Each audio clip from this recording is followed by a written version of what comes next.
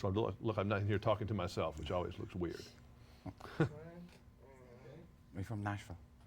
Speed. Actually, I've got Ty Herndon staying with me at the moment. Hmm. Do you know Ty? Mhm. Yeah.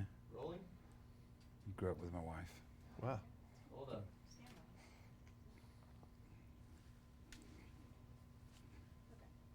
And rolling. I've already told you this is my favorite movie of the year. So why is it you didn't want to do it? Well, They had to make you do it. They had to, you know. no, they didn't. The honest truth was that the original script wasn't as good as the subsequent drafts. Yes, the original script, It got better. it got better. So the first draft was written by one writer, and then other writers came aboard, and it got great. Yeah. You know, really, you do a great job, obviously, but I mean, the story is a very good story. Uh-huh. And that really makes a whole lot of difference when it comes time for you to do your job, and if it's on the page. Yes. No, I mean, you can't. I've been in situations where we've been trying to rewrite the script as we've been shooting. That's a nightmare. Yeah, and this, and I've seen some of those movies. Yeah, You and know, I was responsible for one of them. And I said never again. And so now I always have a protracted and a long pre-production period where we develop the script and get it where we want to get it. Yeah, and that's what we did here. We went through we didn't go through. We had 2 additional writers come aboard, and the reason I didn't go for the original script was because I felt the characters weren't as full and as interesting as they could be.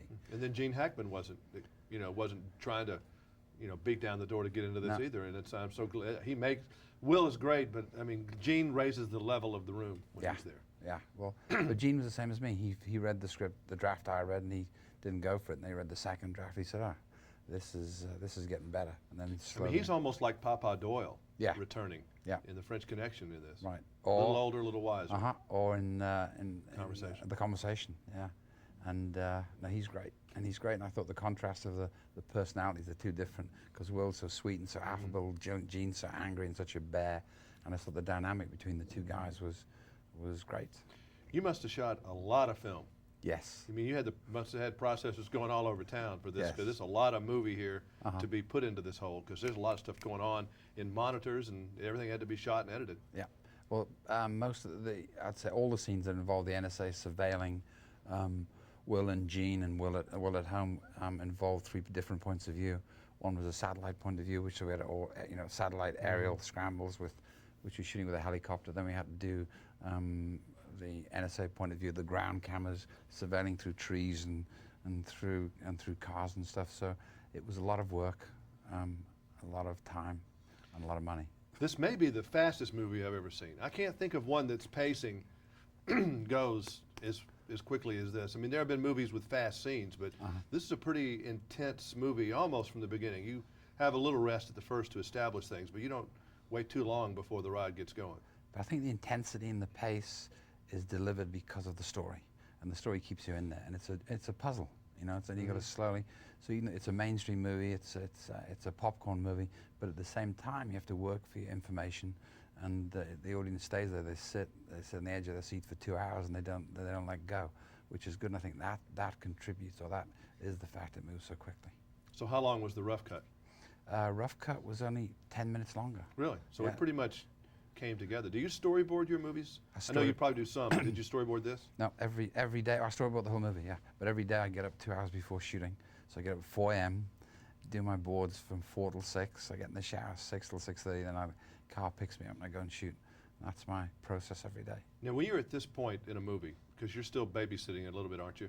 Doing some stuff with processing people and that kind of thing. Right. Are you pretty spent? Are you like, mental, at this point? No, it's funny, you keep it, because it's such an exciting process. It always keeps me up and alive. And it's funny, you always think, God, I'd love to have a day off, and I haven't had a day off in a year. Well, you wouldn't rest anyway, because No. you'd be thinking about it. Exactly. So how do you ever let go?